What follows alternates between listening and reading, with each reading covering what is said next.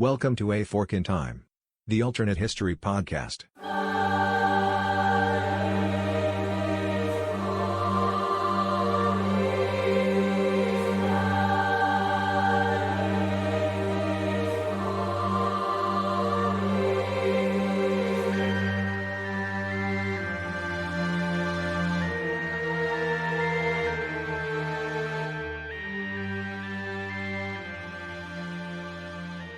Welcome back to A Fork in Time. Don sitting in the host chair today. Happen to be joined by, I see it on my screen here, and this will make a lot of sense later at some point to our listeners. Chris Coppola joining me, who now has taken on, in addition to show agitator, the position of cartographer. And I'm just going to leave that out there, Chris, and not even explain what it is. Yeah. That's how we're going to do it. That's how we're going to roll.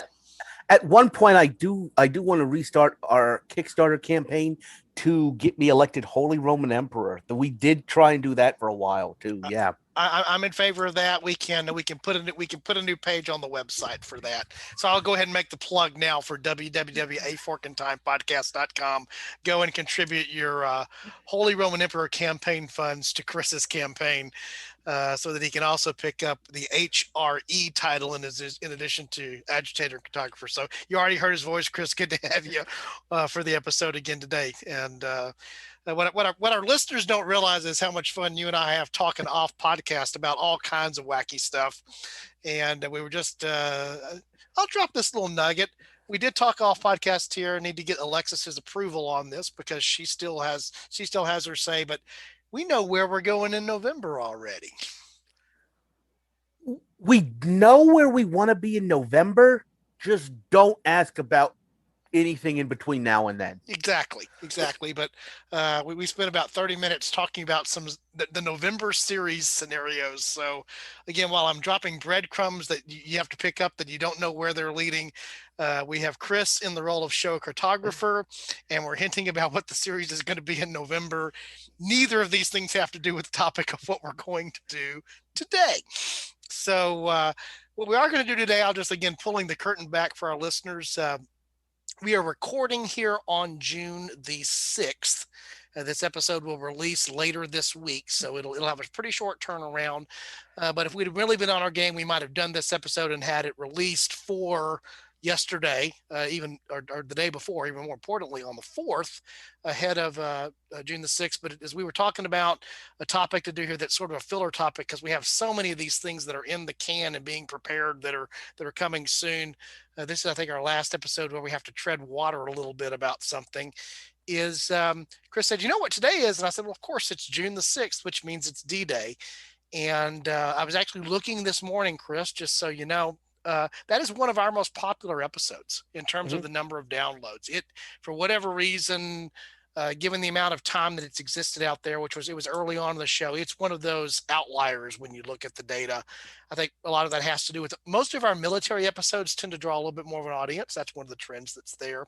And then certainly things that people might search, like D-Day, or I mentioned Protestant Wind before, that relates to the Armada, things like that. So we're going to do a little bit of a take, not on D-Day, but our take today is going to be on something that is sort of related, obviously, to World War II operations, and it's going to be related around these dates. So, Chris, do you want to tease our listeners a little bit with the before the break tease about the sort of historical what did that we're going to play, and then turn it into a historical what if? So this is going to deal with, this is another of those things we had talked about off podcast, is the idea of things occurring in the same temporal space that kind of influence each other, that, it just so happens, and sometimes they're completely random and sometimes they're not, but they just so happen to happen a day or two apart. And so today's episode is about somebody who made what might have been a pretty stupid decision trying to get glory, and then D-Day happens and nobody remembers anything about it. Right. And so I think that teases well enough that maybe listeners will stick through the break and they'll come back after that to see what we're actually talking about. So we'll invite you to do that after the break here. Come back while Chris and I look at the historical what if of something around June 6th-ish. I'll just leave it that way. Fair enough? Sure. All right. See you in a bit.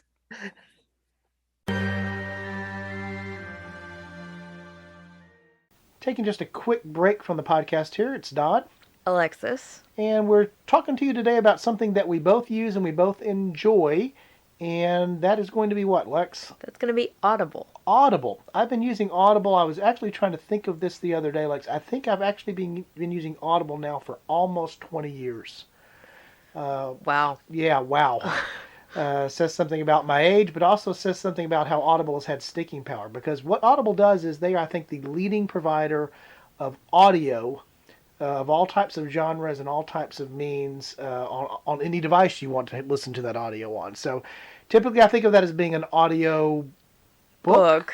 But that's not the only thing, right, Lex? Oh, no. They have podcasts. They have theatrical productions. Audible has tons, thousands of things you could listen to. Yeah, hundreds of thousands, maybe even millions. And so we are both Audible users. In fact, I jokingly tell folks that I work with and that I talk to in my other life, my real life, all the time, that I'm pretty much now about the only way that I read is to be read to, no strain on the eyes. And I can do that very easily with Audible. So we have a special offer for A Fork in Time listeners. You can follow the link in the show notes or go to audibletrial.com/aforkintime, and you'll be able to take advantage of a free month, one free month. And what comes with that free month, Lex? A free audio download. Yeah, free audio download. It's easy to say audio book, and I almost did. And you may choose an audio book, but it could also be, as Alexa said, there's all types of audio that can be found there. This is unabridged audio. It's a wide variety of fiction and nonfiction. They're associated with Amazon, which means one of the things that happens if you take advantage of the free offer and you happen to be a Prime member, you get not one but 2 credits. 2 credits towards Audible programs for that first month. Of course, there is a cost after the first month free trial, but it enables you to try the service to see if it's something that you'll like. You keep those titles forever. By the way, they allow you to return titles that you don't like or don't listen to. I have found them to be both on a customer service aspect as well as just a service to use aspect. One of my favorite things. Alexis and I both at various points in our professional lives have traveled a lot. Yeah. And we sometimes think of Audible as the road trip companion, right? Yeah, before I left on a trip, make sure you have an audiobook. Yeah, and the cool thing there is you can do bookmarks, you can put notes, all the things you would want to do. So if you've been thinking about getting into audiobooks or audio materials of any type, we would certainly recommend Audible. And again, if you follow the links in the show notes or go as we described there to audibletrial.com/aforkintime, we get the credit for sending you there. You get the good stuff that Audible is, so we certainly would appreciate it. Welcome back to A Fork in Time, the Alternate History Podcast. The next voice you hear will be that of Chris Coppola saying, "How you doing?" How you doing? There you go. Chris, of course, a valuable part of the podcast here as a contributor and he's part of the brain trust. I use that term incredibly loosely when it comes to A Fork in Time, primarily because of me, but a big part of what we've grown to here as a show. Today, the topic, as we talked about before the break, is going to center around World War II. And it's going to center around a what if that centers around World War II. And I was confessing, we use that term off podcast. I was confessing as we were talking about this. I think of myself as being a pretty good student of U.S. history, certainly U.S. military history, certainly World War II history. Certainly the big picture, the big sweep stuff, without a doubt. I can get lost a little bit in the details from time to time, but I will very quickly tell you, because you asked me for a date and I stumbled around and couldn't even give it to you.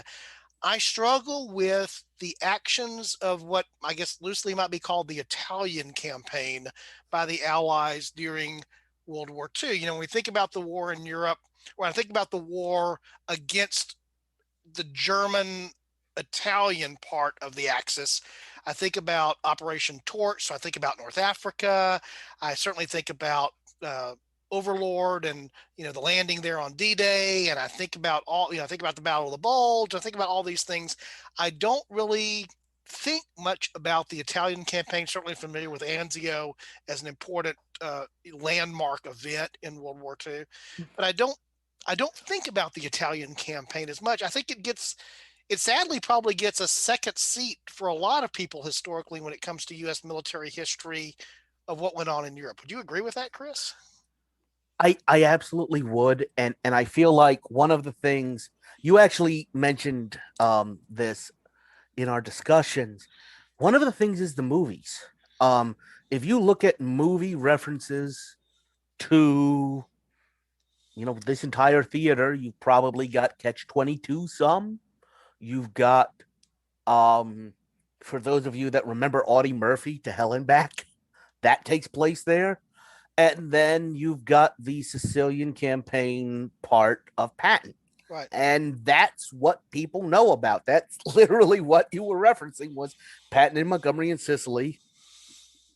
Yeah. Yeah, and it was an important part of the war. We were actually talking about something that relates to. I'm sure that we'll circle back around to when we get into what if here. Um, um, Political figures that we know mm-hmm. participated in this part of the campaign. Obviously, it was an important part of the effort. The nature of how Italy falls. In fact, your question to me was, which is the first of the Axis capitals to fall? Well, that's it's Rome. Easy for me, it's Rome.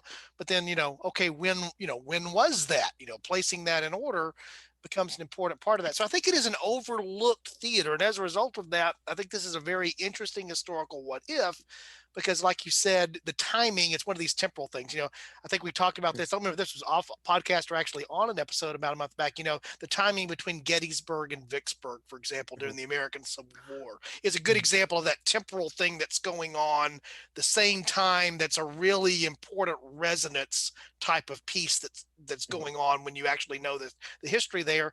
To me, this actually screams a little bit of that in a way. It's that type of thing. We just don't pay as much attention to it. Yeah. And I think one of the reasons is because of the fork we're going to develop here. It could have been a lot more significant than it wound up being. Right. I agree with that entirely. Is that I think very few people. It was obviously important to defeat the Italians as a member of the Axis. But if you were going to rank your Axis powers 1, 2, 3, Italy probably is always in the bronze position, right? To say the least. Not to denigrate Hungary. Like at a certain point, you're talking about that level, and if I'm being perfectly honest, Italy might be top 3, maybe, but they might be relegated at times. Yeah.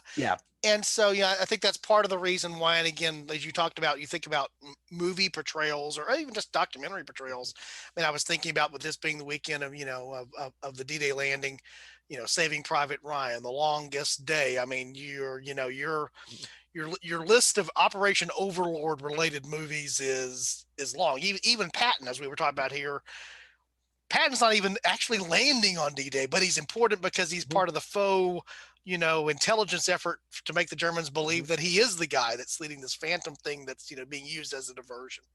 So just for the benefits of our listeners, this is also for my benefit too, because I've got to be refreshed as well, Chris. Let's talk about what actually happened in the Italian campaign with the Allies. How did that play out? So this was, and I'm going to this is another of those episodes where I come in and I'm going to take a pretty wider berth when it comes to the what did, just because I come out of left field with some stuff and I know it. So basically after, early 1943, the Western Allies have finally driven the Germans out of North Africa and are sitting there trying to figure out what to do next. And the Americans are pushing dead ahead, trying to send troops directly across the channel into France in mid 43. The Russians think that's a wonderful idea because that will scare the Germans enough to come over there and take some pressure off of what is going to become Kursk right around this time. If we're talking about that, this is happening at the same time as the Battle of Kursk, but the British basically convince the Western allies that they need to take on the soft underbelly. The soft underbelly of the Axis is Italy. First, by taking the island of Sicily, which, as cartographer, I can say that's the ball that is being kicked by Italy and has been for thousands of years. That's, takes place in July 1943, same time as Kursk. And then in September of 43, they land in Salerno, Naples area, and the British land in the toe of Italy. They meet up and they start driving north up the boot. By 1944, July 1944, they've hit what is called the Gustav Line, which is a string of German fortifications that, one thing about fighting on a peninsula is it's kind of hard to find a flank. Right. Um, on land, anyway. yeah, yes. Really good point. Really good setup for what does happen in July of 40 or in January of 44, because the Allies decide to try and land on the other side of this Gustav line at a place called Anzio. They do land there. In the planning stages of it, I know this hasn't happened yet, but it's envisioned kind of like an Incheon. Right. If we're going to fast forward a little bit, we're going to land and we're going to be right by vital stuff. We're going to be able to cut across the peninsula, and we are going to scare the other side into just breaking and running. And it worked at Incheon, and it did not work at Anzio. What wound up happening is they landed maybe a division or two, didn't land enough people. This is one of those, we referenced Sicily, where you have your patent people who say that Montgomery, was stuffy and was not doing enough. You have your Montgomery people who say Patton was out being reckless. So you have these debates. Anzio has the exact same thing. You have, after the war, the German weighs in and says, you just didn't land with enough people. His name was Albert Kesselring. You have the Americans saying the British didn't provide enough naval support. The British saying the American commander wasn't aggressive enough. Everybody is pointing their fingers at everyone else. But the fact is, nothing gets done.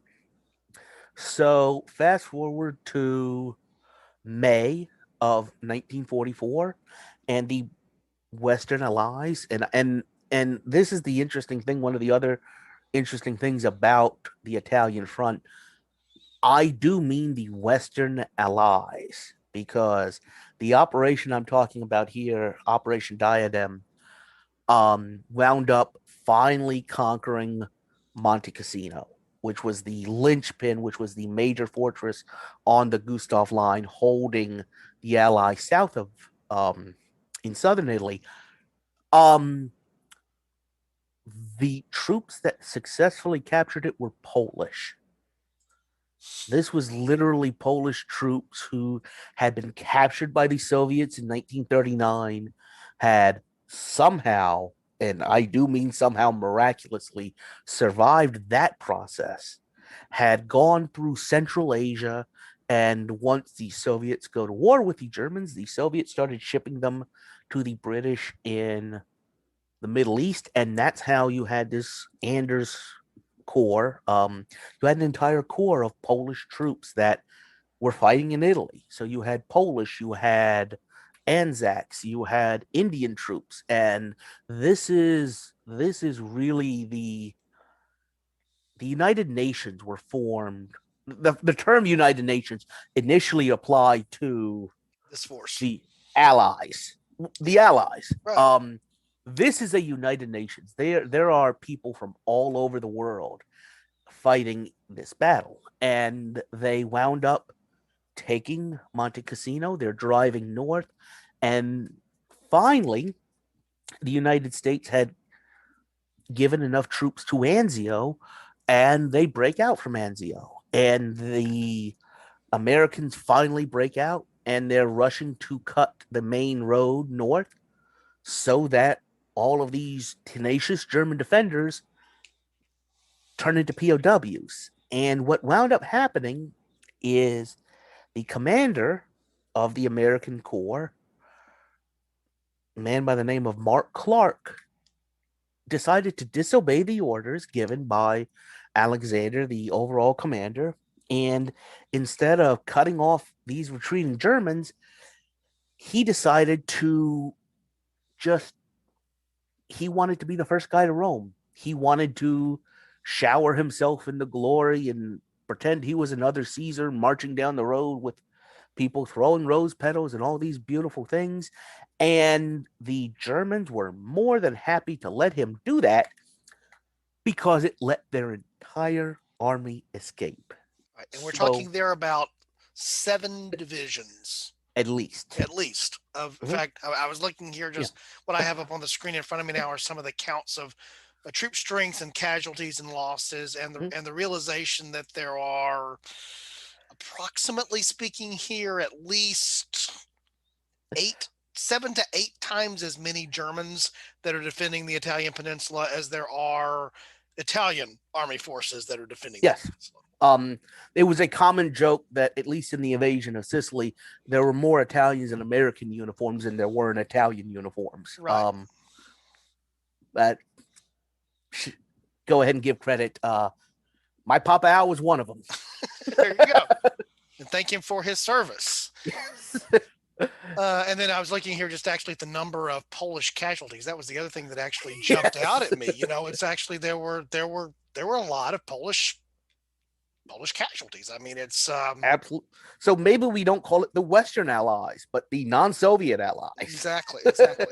So that sets up the what did pretty well. So we have the situation where the campaign becomes stalled. Again, the Anzio situation. And when it comes crucial time to do something that's, again, as you said, cutting off the path of retreat and doing what's there, where we're going to take the historical what if here is, what if Mark Clark had actually followed his orders? And there's one thing that we haven't finished it off. He actually wound up taking Rome June 4th. June 4th. And remembering the actual timeline here, of course, we know, as we mentioned, we're recording on June 6th, which is, one of the dates that there's about 14 or 15 dates in history that are drilled into my head. June 6th is one of them, I think, appropriately so. Originally, though, D-Day would not have been on June 6th. The date that would have been drilled into my head would have been June 5th. The one-day delay, well documented, was because of a weather situation, and they delayed for one more day, which was, if you know the nature of that operation was dicey because of how you had to mobilize and guys at sea and all the things that went with that. You couldn't just sit in this waiting mode forever because of the way the plan was supposed to work, and bombardment and paratrooper actions and all of that. So June 4th is one day ahead of when it could have been. Instead, it's 2. But yeah, basically, the entire Italian campaign gets kicked, disrupted, so that he could have headlines for one day. Right. Because the next day, news breaks of D-Day, and nobody, Italy goes back to being a sideshow. Yeah, which is exactly the thing that we sort of let off with. They're talking about just how it's sort of the historical knowledge stepchild of Allied operations in Europe. That's part of the reason why it gets trumped in the headlines, and for obvious reasons, because of the importance of the landing there at Normandy. And so, that's how we get there. So our historical fork is going to be Mark Clark follows his orders and doesn't go looking for, as we pointed out here, that one day of glory in Rome, that short-lived and was also foolhardy. I do have an appropriate quote. I'm just thinking now of, in his mind, what he must have been thinking about the conquering generals returning to Rome, and they would always ride down the street in a chariot with a slave holding a crown above them. And the slave was supposed to be telling them, all glory is fleeting. Yeah, in fact, we mentioned it earlier, that particular thing. That's a whole line and quote in Patton, the movie Patton, where he talks about that. So yeah, all glory is fleeting. In this case, it was one day fleeting. So thinking through the historical what if, we talked about a couple of things off podcast, and I think we'll focus on several of those things. But one of the most intriguing things to focus on to me is there probably is not a tremendous difference here about the outcome of the conflict in Italy per se. That was decided either way, both ways. So really, we're talking here about most of the impact being on the remainder of the way the war gets prosecuted in Europe. And I'm going to focus a lot around, what difference does it make to bottle up, capture, or neutralize 7+ divisions, and also then the position that goes with that. So starting with that, what do you think is the most important element of the what if, Chris? If Clark follows orders and does what he should have done, what happens as a result of that? Basically by September-ish, the Allies are in the Alps. Not a mean feat, not something easy to cross, but they've finished the conquest of Italy by then. Just looking at it geographically, north of Rome, you start getting a lot flatter. You start getting a lot more traditional, good offensive fighting country instead of slogging over hills. So I think they're easily able to be on at least current borders within a couple of months. One of the things I mentioned was uh, uh, one of the other overlooked operations, which was something called Operation Dragoon, which was an American and Free French landing in Marseille in southern France area in August of 43. And that doesn't happen solely because it's no longer necessary. Right. Right. And that, what we talked about off podcast, and I think the most important thing is here is that I always think about after, in many ways, it was inevitable that Germany was going to lose once there was an established foothold in France. In France, if you couldn't push them back on the beaches at Normandy, eventually things got a little dicey around, the counteroffensive, around the Battle of the Bulge, but it's only, it's problematic. But I think at that point, no one is really concerned that, you're going to end up pushing them all the way back and have, Dunkirk 2 is not going to happen once it's established there. So in my mind, whether this is the right or the wrong way to think about it, I think of a countdown starts in terms of the defeat of Germany once the Allies are successfully landed at Normandy.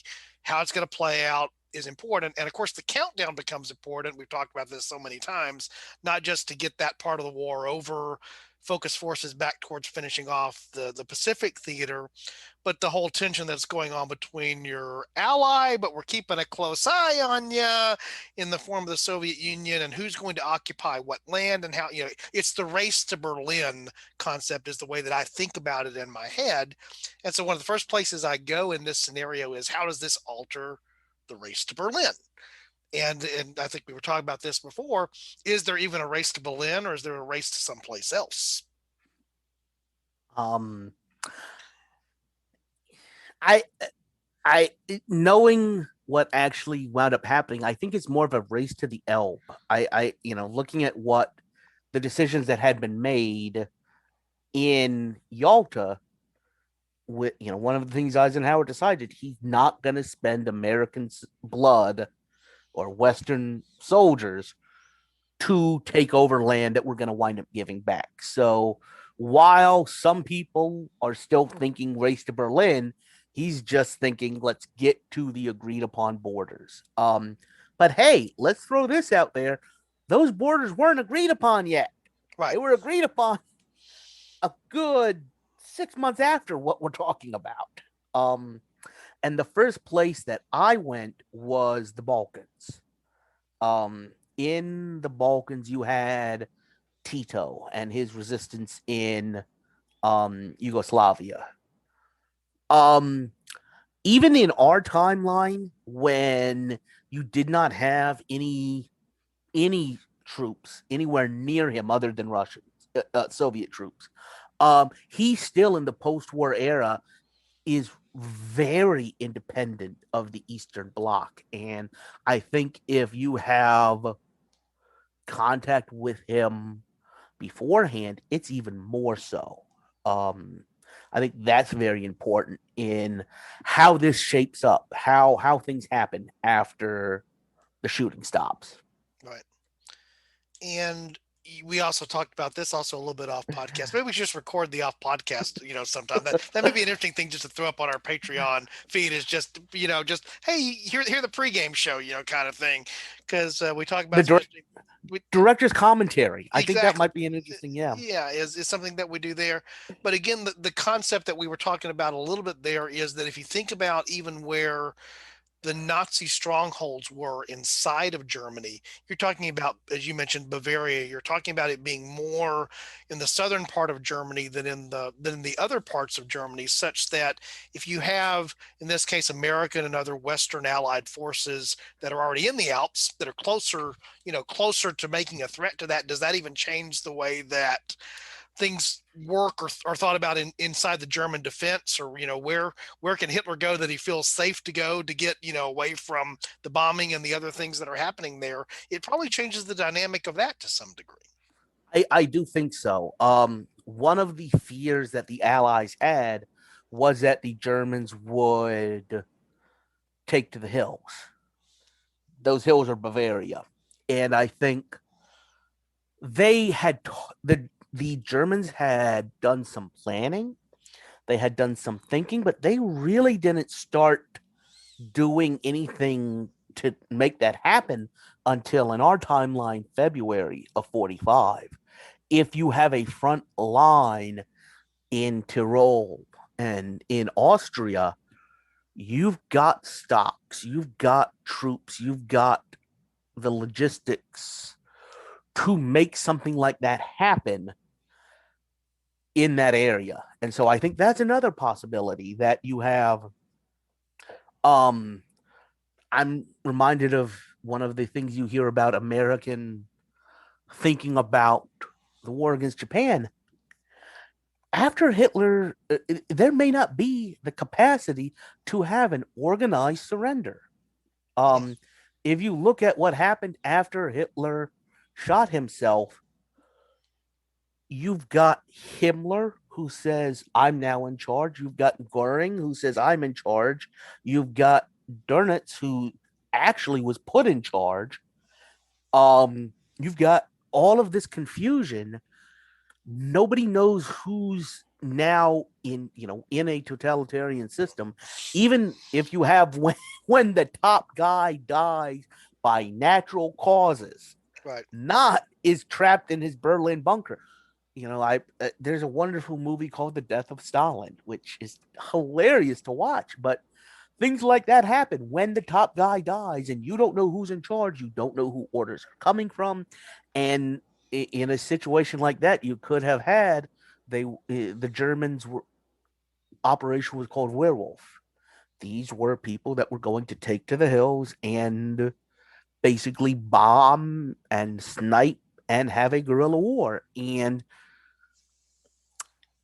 Bavaria is good country for it. Yeah, and it's tough. It's tough. The analogy that came to my mind, it's very different terrain, but mountain terrain just in general, whatever that mountain terrain is challenging. I was thinking about how difficult it has been in modern times with modern equipment, modern technology, for example, for both the Soviets and then the Russians and the United States to execute in Afghanistan, for example.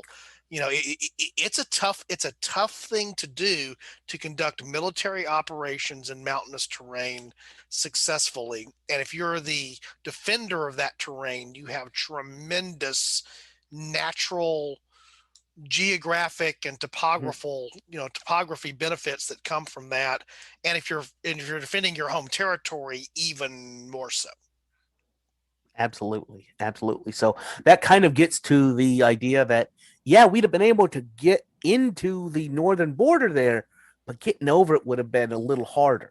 Yeah. And I couldn't help but think, historically going back, anytime I'm thinking about actual foreign forces on the Italian continent, the Italian peninsula, I immediately go back to Hannibal in my head, as being someone who for 10 years basically, ran forces all over the peninsula, but the toughest part for him was actually getting there, in the sense of, that's why, coming over the Alps with elephants is the big deal. I mean, this natural topographical defensive position that exists there for Italy also works the other way around when you're trying to go through it to get into Germany and move further up. And so it's, topography matters. Any military person will tell you, high ground, low ground, flat ground, wet ground, all the things that go with that matter, but makes it even more challenging.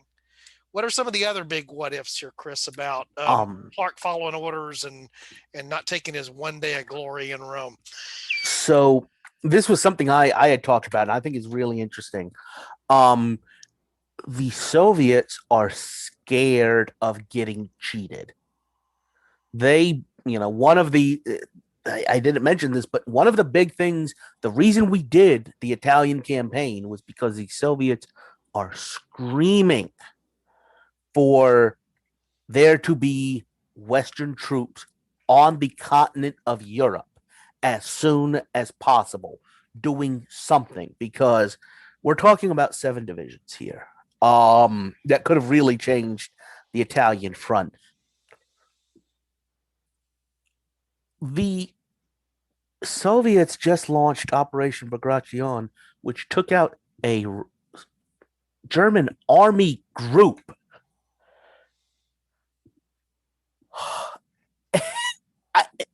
In order of magnitude greater, thousands. I mean, it maybe 100 times greater. And now it looks like the Western Allies have just fast forwarded and they're on the border of Germany already. The Soviets at this point are about halfway through Poland. And one of the things I talked about is this is Operation Bagration. This was their offensive timed to kind of smash the Germans at the same time as the Allies landed in France, and they get right up to the gates of Warsaw, and they need to stop for a rest. They say they need to stop for a rest. They sit down on the other side of the river, on the other side of the Vistula from Warsaw, and just wait. They say they need to rest and refit and refuel. And what happens is they've already sent out propaganda saying, hey, we're coming, rise up, and we will drive out the Germans together. And the Polish Home Army listened to them. And what happened is the Russians sat on the other side of the Vistula and let the Germans have at them. They basically sat over there while the Germans raised. They did a good job of raising Warsaw in 39, but they finished the job in 44. And it's a really interesting comparison. Again, this episode is talking about things happening at the same time all over the world. At about the same time, the Allies have broken out from Normandy and they're driving across. And Eisenhower has basically said, we are not going anywhere near Paris because we are a tank force. We are a modern army. We are not going to get stuck fighting in a city, especially a city like Paris, which has, magnificent architecture. It is incalculably valuable. We don't want to have to be taking that block by block. Right. So the game plan for the Western Allies is we're going to bypass it and just keep going. The French resistance rises up in Paris, and that completely changes the American game plan, the Western game plan. They just decide, you know what? They've done it. We need to go there and support them. We need to go there and protect the city and take it, which is the complete opposite reaction as what the Soviets did. And I think if you had a successful Italian campaign, and again, this is happening at the exact same time. So at this point, you have the Allies driving into the area of Florence. We're not even up to Milan or Venice yet, but the Germans have collapsed in the Italian front. Maybe the Russians don't think they've got the luxury of the time to sit there and let the Germans do the work for them. Maybe they just go ahead and cross the Vistula and drive into Germany, saying we need to get as much as we can now because man, they're having some success, and we might not be able to, Right. like I said, let the Germans do our dirty work. And so again, if you change the timing of so many of these things, we're accustomed to what the timeline is.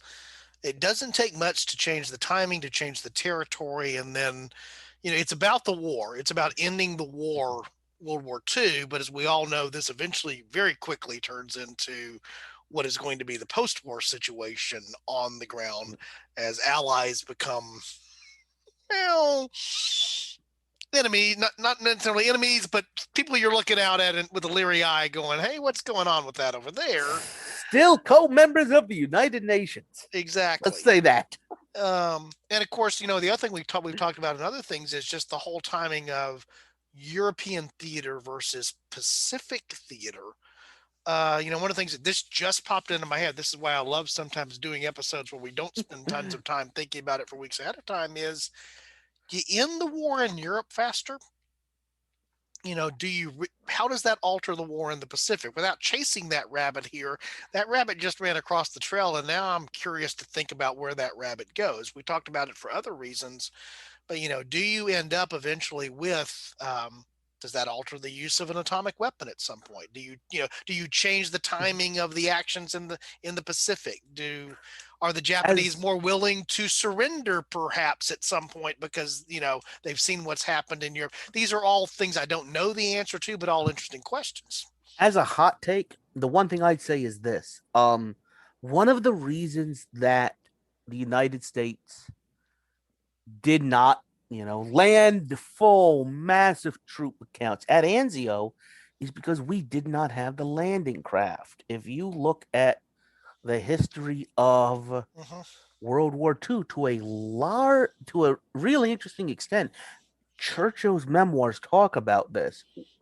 They just didn't have enough specialized landing craft. There's a reason that the National World War II Museum is in New Orleans. It's called Higgins boats, right?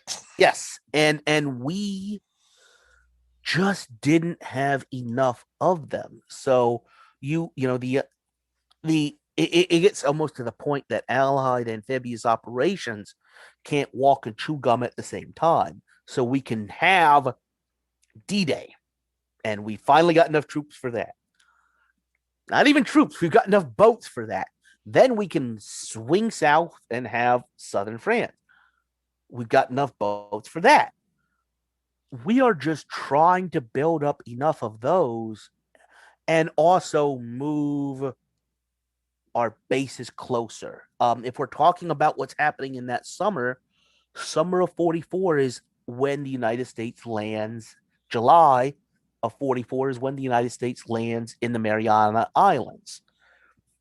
So if you're looking at that, okay, in October-ish, 44, we land in the Philippines. So if you're talking about a place that, hey, you've got a whole bunch more ground troops, okay, the Philippines are definitely something where that could play a role. But when you really look at it, you've got Iwo Jima, Okinawa, and that's it. I mean, those are the only two other major operations that might have been affected by this, and I don't think they are, because the landing ships finally made it over there to allow those. Right. It literally is, material in the form of personnel is obviously an important thing, but it's material in terms of, as you say, landing craft, support craft, just the logistics. I mean, the thing that I'm always reminded of about, Eisenhower's brilliance probably as a commander is that he understood logistics probably as well as any. He understood how to keep a coalition of a lot of egos, balanced in such a way that you did that. It was, balancing Patton and Montgomery, not just looking at the movie portrayal of that. In the real life version of that was a challenge, right? Sure. But at the same time, also realizing that it's also about, you have to balance just the resources that you have logistically in such a way that it makes sense. And he was responsible in that case, according to President Eisenhower, for command in the European theater. He's not responsible for what's happening in the Pacific. Right. That ain't his gig. And so Yeah, that rabbit just ran across. I had to Sure. take it. What does that change? We think about the timing here about Europe, but if you change the timing in Europe, do you change the timing in the Pacific theater? I think for the reason you just said, probably not. It was going to be what it was going to be, and the idea that the Japanese would suddenly choose to surrender earlier. We've talked so much about the Japanese mindset. We've talked about Dan Carlin. I strongly recommend Supernova in the East for nobody who hasn't listened to that. It will help you understand the Pacific theater in World War II at a level that you ought to understand it. That Carlin brings some tremendous things to that.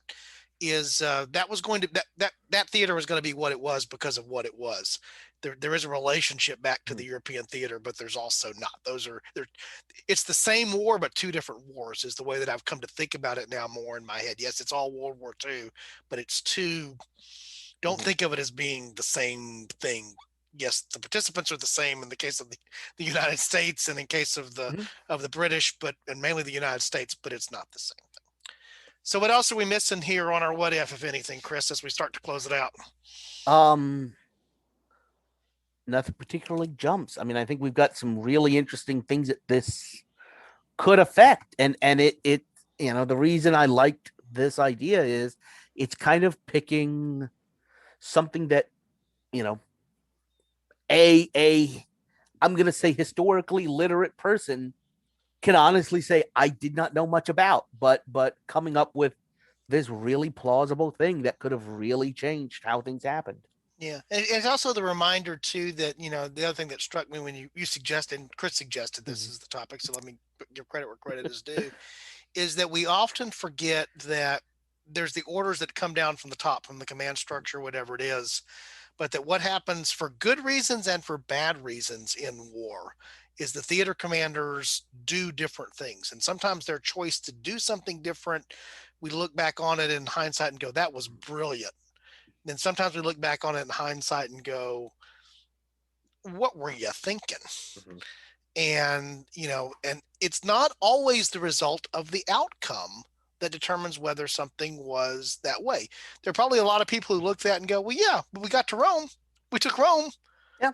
There was a great photo op, kind of thing.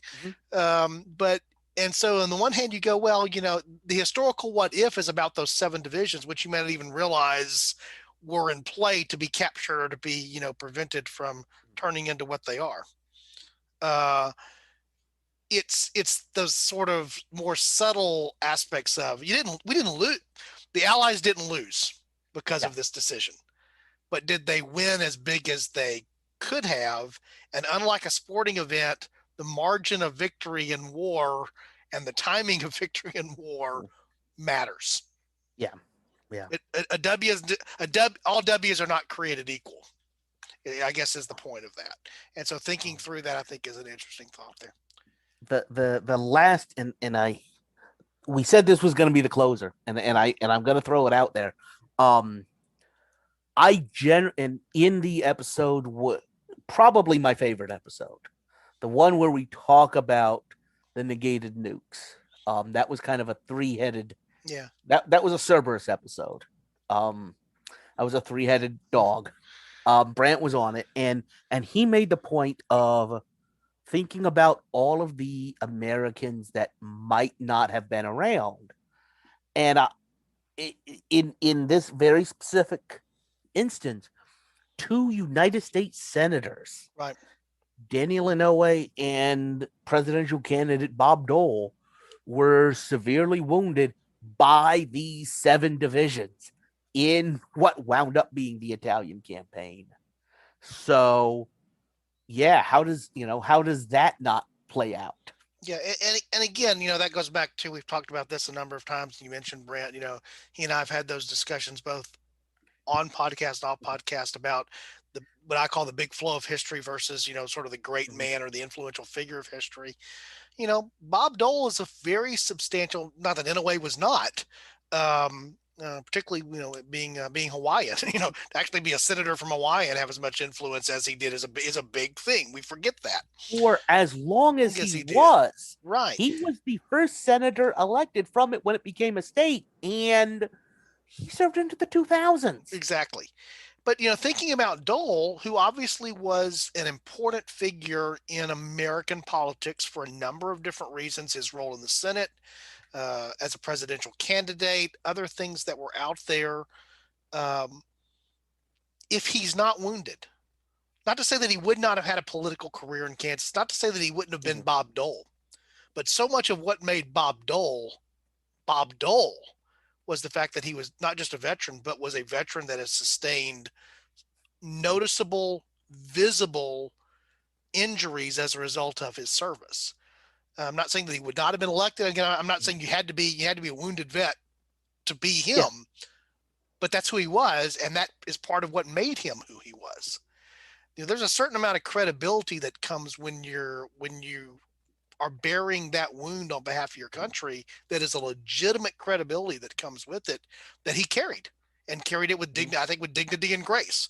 Whether you agree with his politics or not as an individual, right. I think he was a dignified, graceful individual, and that matters. And like you say, if he's not wounded because of that, what's different? Well, maybe nothing, but maybe something. There's some other guy from Kansas we would know about, for better or for worse, as having been the senator from Kansas, other than Bob Dole. And that's a fair, interesting place to go. I think we forget about those things, and we had a whole discussion, I think, about this. I think there's a whole interesting thing to be talked about, was also in that just the number of political figures that could have died, maybe would not be, different things that happened during World War II. And same thing happens during every war, World War I, the American Civil War, just how things could have been different, with a little bit of change on the battlefield. So I think those are interesting things to talk about. So I'm glad you hit that at the end, because we had talked about that off podcast. Chris, as always, I enjoy putting an episode together with you. Again, we're going to tease our listeners here about, I think you're going to like November. We got a good series of shows lining up for November.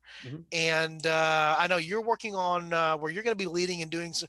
There's actually going to be an episode of A Fork in Time that Don's voice is not going to be heard on, which is an okay, good thing. Because you're going to be doing an episode with one of our listeners who's come in with a suggestion. You guys are working on that, and that'll also explain the whole cartographer thing, but I'm not going to go there. I'm just going to drop that out there. But I also want to remind our listeners that aren't aware of this, we're working on some of the stuff that relates to this now. Two other things still going on. Recorded and put in the vault today, getting ready to release, is the first episode on the Patreon series for the late Bronze Age collapse. That was an introduction to that with the episode 2 weeks ago, by the time listeners are listening to this. But the first episode, by the time this is released, the first episode will be there on the Patreon feed. So if you haven't gone to sign up to be one of our patrons there, to have access to that, that's going to be exclusively. Maybe one episode will bleed over to the main feed. We may do that. We haven't decided yet, but the bulk of that is going to be on the Patreon feed. So if you want to hear that series of episodes about the late Bronze Age collapse, just remind you that that's over there. There'll be some notes in the show notes. We've actually set up a special patron support level that is specifically for folks who just want to come over and be part of the Patreon feed there. That will also expire when the series is over. So if you make the commitment to be a patron there, you're not making a long-term commitment. It's a chance for you to try it, experiment with it. You can choose to go with the regular Patreon route or that. So I just mentioned that. And then the other thing, of course, is The Room Where It Happened, which is going to premiere here in June, which is our second podcast. I'm excited about some of the things that are going on there. Had some reach out today with some folks related to that. So all of that's pulling together. Chris, anything you want to mention to the listeners that I haven't mentioned that they need to know about? Not particularly. All right, good deal. So I do want to say, on this particular day, if you are an American, and even if you're not, I know we have non-American listeners, which is great. We appreciate the fact that we have a global audience.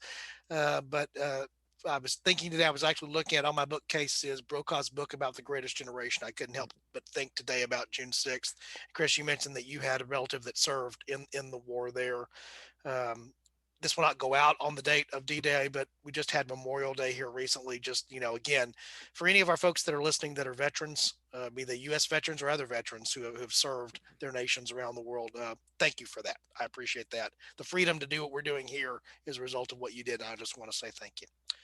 All right. I'm going to close this out, Chris, unless you got anything else, but we know how we're supposed to close out. We're supposed to suggest to folks that if they encounter a fork in time, any idea what they ought to do? Take it. I think they should. All right. Thanks, Chris.